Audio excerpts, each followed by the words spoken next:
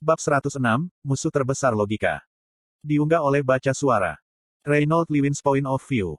Aku membenci diriku sendiri atas apa yang telah terjadi. Sebagian dari diriku berharap aku telah memberitahu Arthur bahwa tidak apa-apa. Bahwa dia masih keluarga. Tetapi sebagian besar dari saya, bagian yang saya benci, berharap dia tidak akan pernah memberitahu kami. Saya sudah tahu sejak awal dalam kehidupan Arthur bahwa dia berbeda. Dia selalu jauh lebih tenang dan dewasa untuk usianya, dan bahkan ketika dia bertindak seusianya, sepertinya. Rehea, sejak awal, tindakannya selalu menunjukkan pandangan ke depan, selalu ada alasan mengapa dia melakukan sesuatu, tujuan atau rencana. Mungkin karena itu, saya begitu terjebak pada alasannya untuk memberitahu kami hal ini. Bukankah lebih baik untuk semua orang, bahkan untuk dirinya sendiri, jika dia merahasiakannya? Apa alasannya? Apa tujuannya? Mengapa begitu sulit bagi saya untuk menerima ini? Apakah itu karena itu bertentangan dengan kesombongan saya sendiri? Kebanggaan egois saya sendiri bahwa mungkin saja, saya telah menjadi bapak dan membesarkan seorang jenius yang hanya datang sekali dalam 1 milenium. Tanda-tanda itu selalu ada di sana. Perilakunya yang aneh sejak usia dini, kecakapannya yang tidak dapat dijelaskan sebagai pemain pedang dan bakat sebagai penyihir. Lagi, apakah saya secara tidak sadar memilih untuk mengabaikan semua tanda-tanda itu sehingga saya dapat mempertahankan ego kecil saya? Memutuskan hanya untuk menerima kenyataan bahwa darah dan dagingku sendiri, putriku, bisa sangat mengesankan.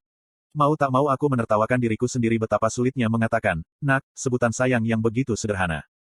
Butuh beberapa saat untuk menyeret kaki maaf saya kembali ke gua. Melihat sekeliling, satu-satunya yang bisa saya lihat adalah Penatuarinia, yang memeluk sesuatu oleh api. Aku melirik ke tenda di mana istri dan anakku berada, tetapi karena suatu alasan aku tidak bisa masuk ke dalam. Sebaliknya, saya duduk di sebelah dermawan kami. Dia pergi, kau tahu. Mata elf yang sudah tua itu tetap terpaku pada seikat selimut yang dipeluknya saat dia berbicara. Kupikir, desahku, merasa seperti anak kecil yang dimarahi. Aku takut pada hari ketika dia akan memberitahumu. Kau tahu, Penatuarinia. Aku membuka mataku dari api dan menoleh ke peri yang duduk di sebelahku.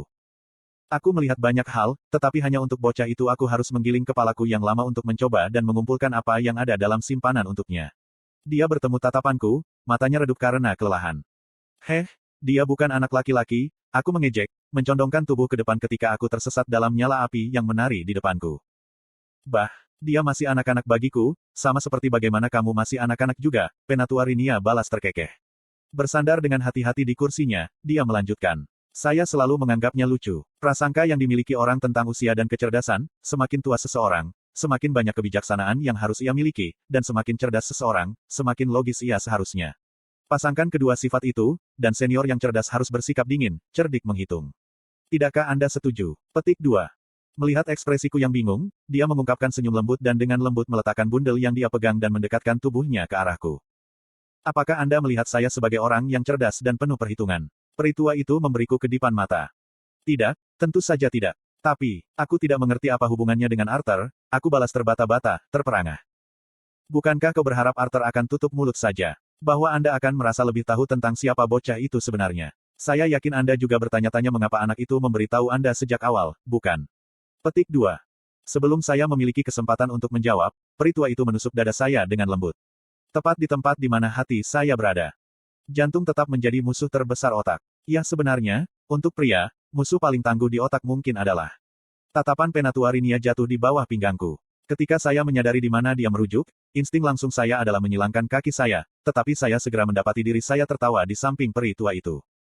Penatuarinia menegakkan tubuh dan melanjutkan. Seperti yang saya katakan, emosi, hati, terus-menerus berbenturan dengan hal-hal seperti validitas, efisiensi, utilitas. Apapun yang logis, itulah yang membuat kita terluka atau bahkan terbunuh, namun, kita tidak bisa menahannya. Itu membuat kita lebih rendah sebagai individu, tetapi lebih besar sebagai sebuah kelompok. Petik 2. Jadi, Arthur berlari lebih banyak pada emosi daripada logika ketika dia mengatakan ini pada kita. Bagaimana saya bisa tahu apa yang dia pikirkan? Dia menggelengkan kepalanya, tapi aku tahu ini. Saya sudah kenal bocah itu sejak dia masih balita di dunia ini dan dia sudah jauh sejak itu. Sebagian besar rambut dinginnya itu perlahan meleleh. Mungkin, keluar, adalah langkah besar yang harus diambil untuk keluar dari lubang itu. Dia pernah menemukan keamanan dan kenyamanan. Petik 2. Penatuarinia bangkit dan meregangkan badannya dengan nyeri sebelum memberikan saya setumpuk lembaran yang telah dipeluknya. Pegang ini untukku supaya aku bisa menyiapkan makanan untuk istrimu. Saya curiga dia tidak akan banyak makan. Tapi dia masih perlu merawat tubuhnya. Petik 2. Terima kasih, Penatua. Apa ini? Aku membungkuk sedikit sebelum bertanya. Tuan Arthur hanya memberitahuku bahwa itu adalah hadiah untuk keluarga Lewin. Ada seringai misterius di wajahnya yang membuatku penasaran tak berdaya seperti apa itu. Setelah dengan hati-hati mengupas lapisan selimut, aku hanya bisa melongo. Itu adalah binatang mana bayi lebih tepatnya. Makhluk kecil seperti beruang itu berwarna coklat tua kecuali 2 titik gelap di atas matanya yang membuat makhluk itu tampak seperti sedang cemberut dan seberkas bulu putih di dadanya. Au, sangat lucu. Papa, ada apa? Bisakah saya menyimpannya? Seruan Ellie yang tiba-tiba mengejutkanku, hampir membuatku menjatuhkan makhluk mana. Sayang, kau membuatku takut.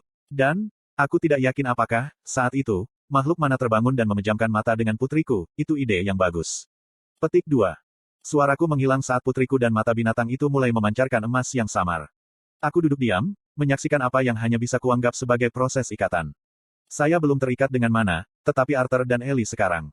Aku menghela nafas pada diriku sendiri, dengan pahit mengakui kenyataan bahwa akan lebih baik bagi putriku untuk memiliki ikatan untuk melindunginya saat bayangan aku mengendarai binatang buas mana yang perkasa ke dalam pertempuran perlahan hancur. Cahaya mereda dari kedua mata mereka ketika sebuah lambang emas membekas di tulang kerah kanan putriku.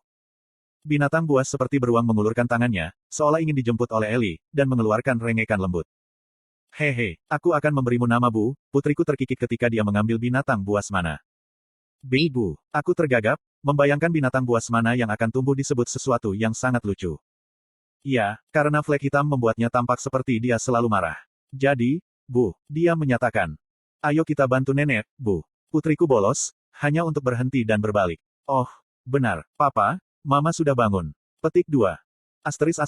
Anda membaca di https://rednovelfullonline.com. Saya segera bangkit dari tempat duduk saya dan berjalan ke tenda. Tenda Penatuarinia jauh lebih besar di dalam daripada yang tampaknya dari luar. Diam-diam melangkah ke kamar kami yang dipisahkan oleh flap lain, aku tersenyum ketika aku melihat istriku duduk. Bagaimana perasaanmu? Dengan lembut aku bertanya, duduk di sebelahnya. Sudah berapa lama aku tidur? Dia mengerang, menggosok pelipisnya. Hanya untuk beberapa jam. Saya merangkulnya dan menariknya agar dia bisa menyandarkan kepalanya di bahu saya. Di mana Arthur? Apakah dia pergi? Petik 2. Ya, aku memeluknya erat-erat ketika dia mulai gemetaran. Apakah aku orang yang mengerikan, Ray? Dia mengendus. Tidak, bukan kau. Mengapa Anda bertanya itu? Petik 2.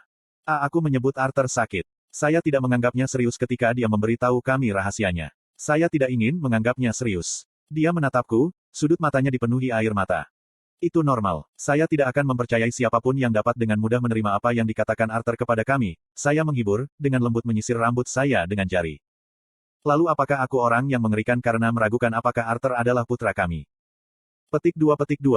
Saya ingin mengatakan kepadanya tidak, tetapi bagaimana saya bisa ketika saya menyebut diri saya mengerikan karena memikirkan hal yang sama persis.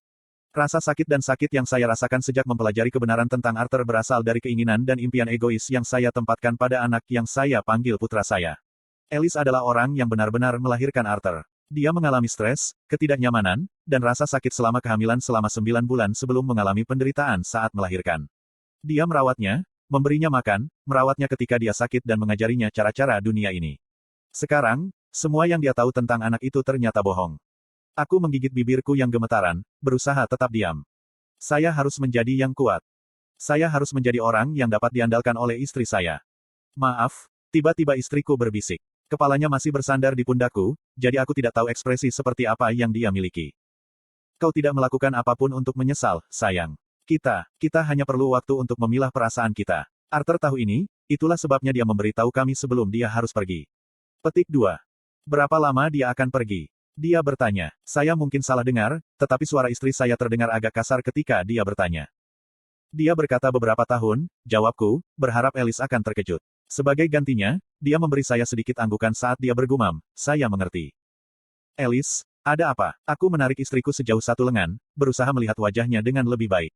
Matanya kusam, hampir tak bernyawa, karena dia menolak untuk melakukan kontak mata denganku. Aku ingin tahu seperti apa putra kita jika Arthur tidak mengambil alih. Dia bergumam menatap tanah. Alice, tolong jangan katakan itu. Jangan tanya sesuatu seperti itu, kataku, suaraku terdengar seperti rengekan. Apakah dia akan berani dan keluar seperti kamu? Atau mungkin dia akan sedikit lebih berhati-hati dan pemalu seperti saya? Lanjutnya, air mata mengalir di pipinya. Sayang, jangan. Hanya saja jangan. Air mata mulai bergulir di wajah saya meskipun melakukan semua yang saya bisa untuk menenangkan suara saya. Arthur adalah Arthur. Arthur itu apa? Putra kami. Istri saya bertemu dengan mata saya dan saya bisa melihat betapa putus asanya dia. Betapa tersesatnya dia. Jika kamu belum menyadarinya, Ray, kita tidak pernah menyebut Arthur sebagai putra kita sejak kita mulai berbicara. Saya secara khusus ingat membuka mulut saya, berusaha membantah, tetapi tidak ada argumen yang keluar, tidak ada suara, tidak ada kata-kata. Hanya keheningan. Aku menghela nafas panjang dan menghapus air mata dari wajah istriku sebelum berbicara. Seperti halnya bagimu, sulit bagiku untuk percaya diri memanggil Arthur putra kami. Mudah-mudahan, itu akan berubah pada saat kita melihatnya lagi, tetapi Alice, itu tidak mengubah fakta bahwa kita telah menganggapnya keluarga selama lebih dari 13 tahun sekarang. Kami tertawa, kami berjuang, kami merayakan, kami menangis bersama. Bukankah itu yang membuat kita dekat? Bukan darah mengalir melalui kita, bukan siapa kita dulu, tapi apa yang kita alami bersama. Petik 2. Merangkul istri saya dengan erat, saya terus berbicara. Ingat ketika Arthur mengorbankan hidupnya untukmu di pegunungan dalam perjalanan ke Sirus. Dia berharap mati pada hari itu. Anda tahu betul dia tidak akan melakukan hal seperti itu jika dia tidak menganggap Anda penting. Jadi jangan memikirkan, bagaimana jika dan mari kita coba menerima apa yang terjadi di sekitar kita. Saya bisa merasakan istri saya gemetaran di lengan saya ketika dia menangis dan menangis. Sekarang aku ingat di mana aku mengenali pandangan mata Alice yang suram dan tak bernyawa di matanya. Itu adalah tampilan yang sama yang dia bawa setelah kami pikir Arthur telah meninggal.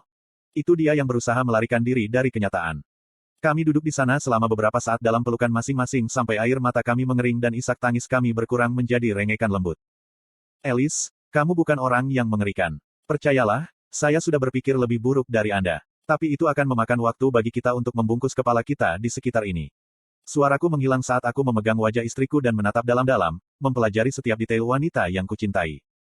B berhenti menatap. Aku harus terlihat menjijikkan sekarang, katanya serak, suaranya hoa. Bangkit karena menangis. Kamu cantik, kataku sambil menatap mata merah dan hidungnya yang bengkak. Istri saya dengan lembut menutup matanya dan membungkuk ke depan. Aku menekankan bibirku dengan lembut ke bibirnya ketika suara Ellie berdering tepat di luar tenda. Mama, apakah kamu merasa lebih baik sekarang? Biarkan saya tunjukkan Bu. Petik 2. Sekarang, ikut bermain dengan nenek. Orang tuamu. Beristirahat, ya istirahat. Suara Penatuarinia juga berdering di luar tenda. Au, oke, ayo, Bu, ayo bermain dengan nenek. Petik 2. Alice dan aku mengunci mata dalam apa yang terasa seperti waktu yang lama dan dia akhirnya tersenyum.